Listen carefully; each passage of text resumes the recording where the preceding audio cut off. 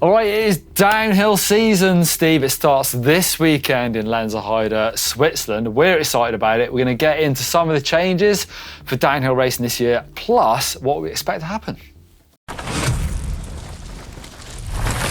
Right, Steve, you might be an e-biker, but you're also a downhill expert.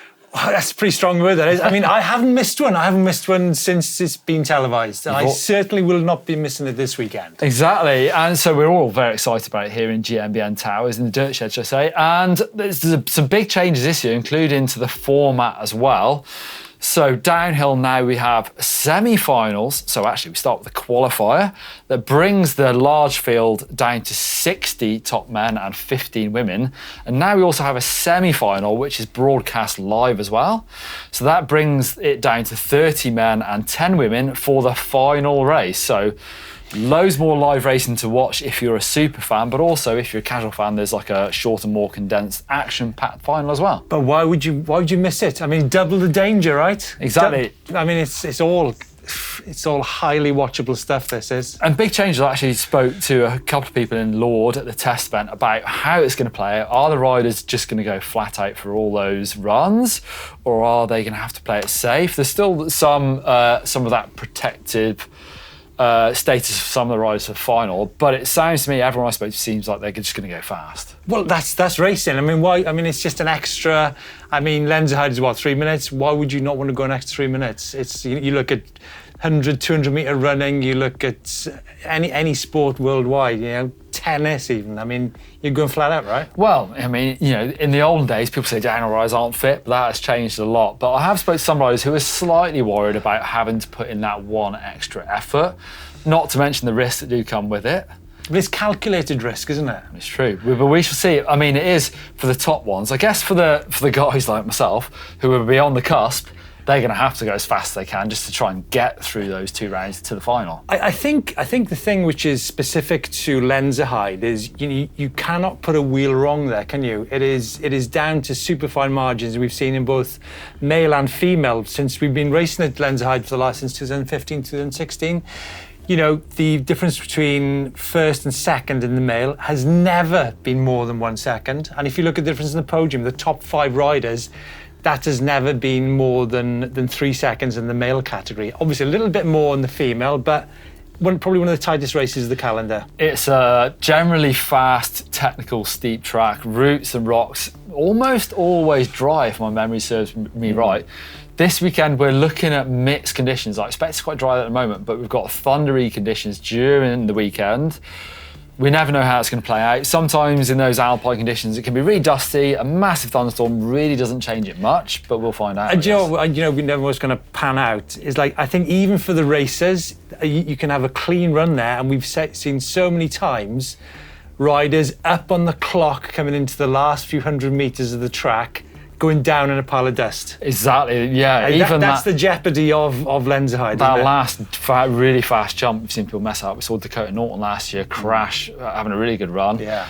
Let's go into our sort of favourites. Mainly, let's talk about the overall titles from last year. We had Camille Blanche and Anne-Marie Pirion taking those wins. Yeah. Strongest from the whole of last year. What are our expectations for them coming into this year?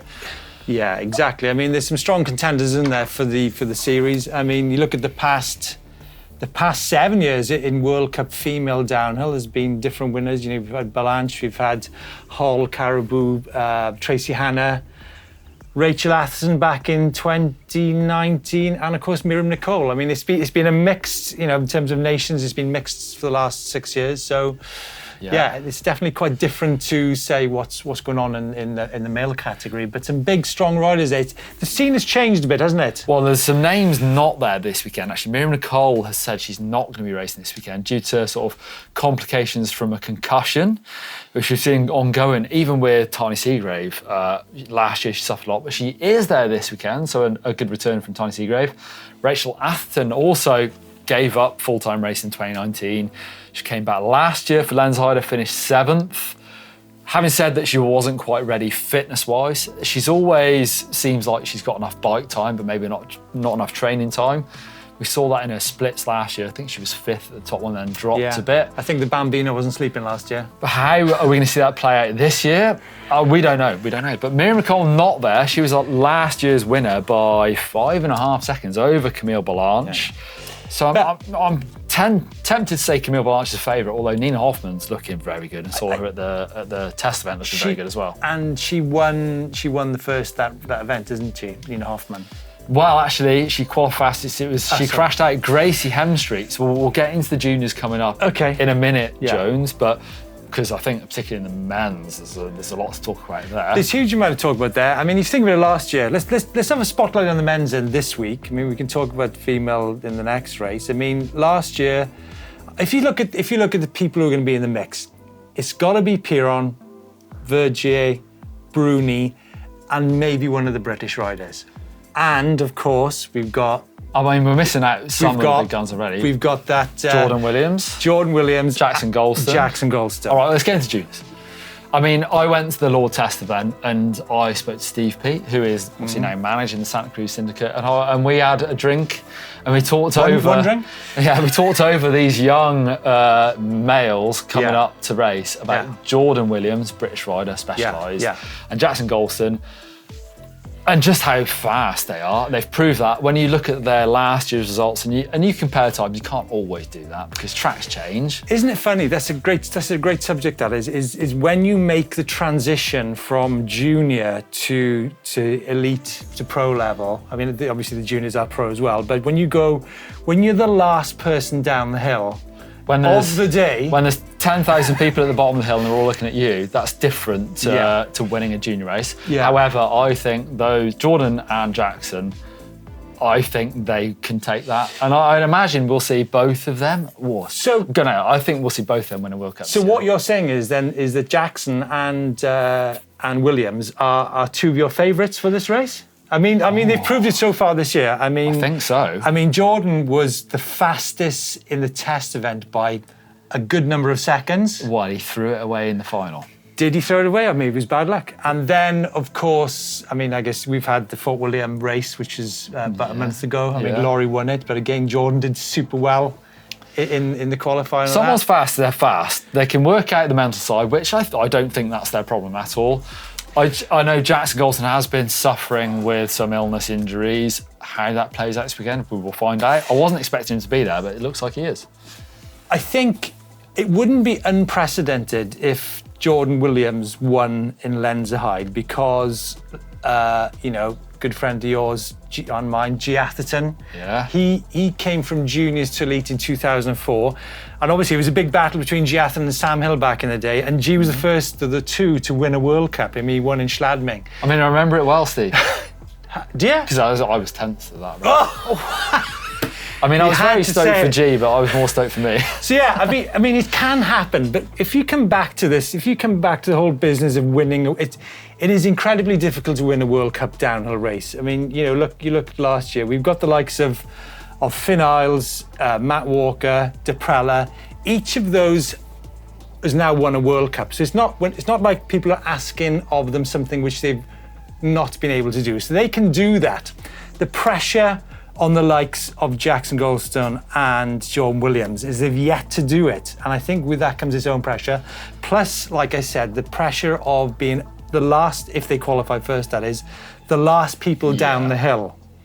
I mean, the good thing for them is they'll have the semi-final and the qualifiers to sort of get warmed up into it. That's true. I mean, maybe I'm being blinded by the young talent being so good, and it's very easy to forget what they're competing against, and it is. Yes, your Brunis, your Pirions, who are crazy strong. But also, I would say Depreya, who did win the test event, who looks unbelievable. And he trains a lot with Pirion. Yeah. I would expect him to be right there. I'm expecting Deprella to be right up there. Yeah. I'm expecting. So going back to the favourites then. Look, let's look back at 2022. The people who've proven they can do it. Last year, Amaury Piron won 4 of the World Cup races. Loic Bruni, I don't think Loic Bruni's actually won. I think he's actually won 2 World Cups in the past 3 years. So even though Bruni's been the king of the World Championships, when it comes to World Cup obviously, the past 4 World Cup series have been split between 2 for Bruni, 2 for Piron. But Piron is the guy who seems to be delivering at World Cup level, I think. Yeah. And I think it'd be difficult to bet against him. Last year, he qualified first. He finished first. I mean, not many people are able to do that in Lenzerheide. I think it's because of the fine margins that this event seems to deliver.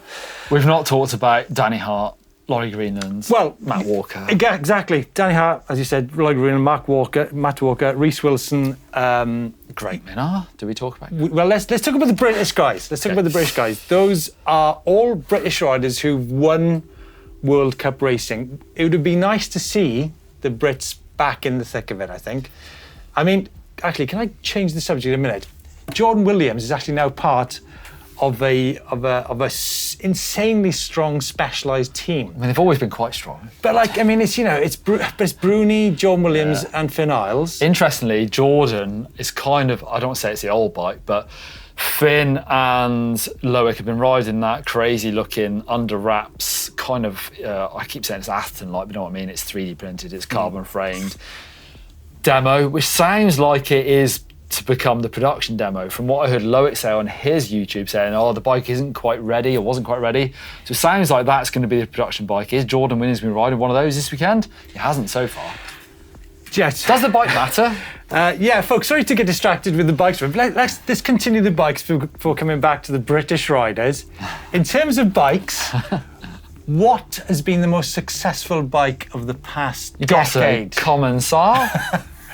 So actually, it's quite funny. In the male category, this is in the past decade, Specialized have had 14 World Cup wins, Commensal have had 12, and Santa Cruz have had 12. Surely when you add the women in with Mia and Nicole, that's going to top up Commensal a bit. It's going to top up Commensal a little bit, yeah. But isn't it interesting because, you know, Vergier has been super competitive on the track bike. Yeah, we haven't even said Vergier's name. That's crazy. We've not mentioned Vergier's name, who actually won, he actually won 2 World Cups in 2022.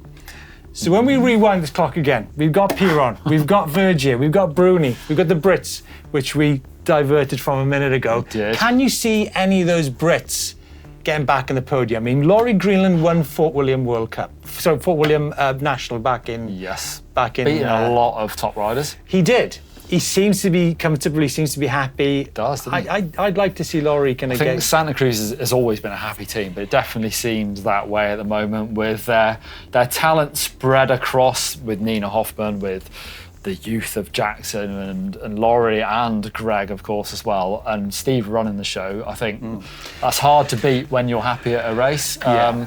And I think Greg will himself be able to impart some knowledge to Laurie and loads of riders, because let's face it, I mean, everyone talks about, you know, Greg is, you know, one of the most successful downhill racers ever. Up until the age of 25, Greg had only actually won 5 World Cup races. A lot of his 24 World Cup wins were past that age. I mean, there's a chance for you yet, Don. We're about the same age, but I think it's too late for me now. Great stats there, Jones. I want to talk more about the women because we've got Gracie Hemstreet, who won. She was junior last year. She won the test. It wasn't officially a race, but it was a race. Everyone was there to try and go fast. There were some crashes. It was Lord in the rain, so we had a lot of crashes. I mean, I do expect Nina Hoffman to be right up there. Camille Blanche had a brilliant season, obviously winning the overall. She was there for the long game. It's a tough one. Do you expect, you know, those juniors? Phoebe Gale, obviously, she raced with Gracie's Hemstreet last year as well, super fast. Do we expect the juniors to rise up, or do we expect the veteran of Rachel to come in and beat them? I didn't expect that. Or do you still expect Camille Blanche to just tick that win off? I'm kind of thinking that Blanche and Hoffman and have we spoken of Valley Hall yet? We haven't actually, no. I think you can't underestimate Valley Hall, really. Yeah, definitely. She's kind of one that you would maybe think. It sounds terrible, like the head game. She's got the speed, she's got the skills. She hasn't quite nailed the other part. It feels to me just yet. Yeah. But she feels like a rider that when she does, she could go on a run.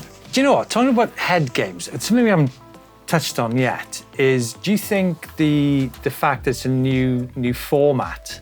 Do you think, you know, even though we've got these favourites that we've talked about in the last few minutes, Do you think strategy and mind games and, well, not mind games, but strategy and mental approach to a 2-3 race system is going to require different sort of skills? I do. I'm not sure the riders will.